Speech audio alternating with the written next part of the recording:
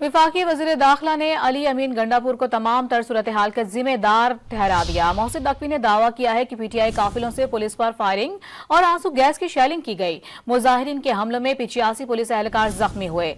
अब तक 100 से ज्यादा अफगान शहरी पकड़े गए हैं। मोहसिन नकवी ने वाज़ेह किया है कि SCO कॉन्फ्रेंस किसी सूरत में सबूताज करने नहीं देंगे। वफाकी वज़ीर दाखिला ने अली अमीन गंडापुर को खास तौर पर इस बारे में हिदायत करते हुए पैगाम देते हुए कहा है कि आपके काफिलों की वजह से अगर किसी भी किस्म की कोई शरपसंदी हुई या शरंगेजी फैली तो सख्त कानूनी कार्रवाई अमल में लाई जाएगी। वफाकी वज़ीर दाखिला ने अली अमीन गंडापुर को तमाम तर सूरत हाल का जिम्मेदार भी ठहराया है और मोहसिन नकवी की जानिब से ये भी दावा किया जा रहा है कि इन काफिलों में शरीक जो उनके कारकुनान हैं उनकी जानिब से पुलिस के ऊपर धावा बोला गया है, आंसू गैस की शेलिंग की गई है, पथराव किया गया है और यही नहीं बल्कि फायरिंग भी की गई है। मुजाहिरीन के हमलों में 85 पुलिस एहलकार जख्मी हुए हैं, ऐसा भी उनकी जानिब से बताया गया।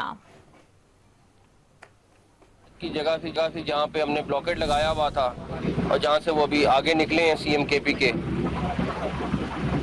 वहाँ पे पुलिस पे फायरिंग हुई है और आंसू गैस तो वो मुसलसल पुलिस वालों पे चला रहे थे। अब ये हम चेक कर रहे हैं कि उनके पास इतनी आंसू गैस कैसे आई। उन्होंने पुलिस के ऊपर फायर भी किया है। हमारा तकरीबन वहाँ पे 80 से 85 के करीब पुलिस वाले हैं जो ज़ख्मी हैं। ये भी एविडेंस मौजूद हैं कि चैट्स में, ग्रुप्स में जिनमें ऑर्गेनाइज़ किया जा रहा था कि आप लोग पहुँचें और इकट्ठे होके जाना है, वेपन्स लेके आएँ।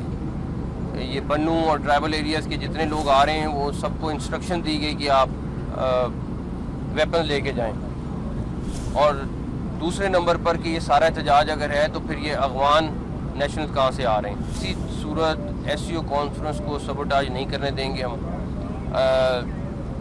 हमें अब आइडिया नहीं, काफ़ी हद तक आइडिया है कि वो एग्जैक्टली क्या मोटिव्स है और किस तरह ये सारा कुछ करना चाह रहे हैं।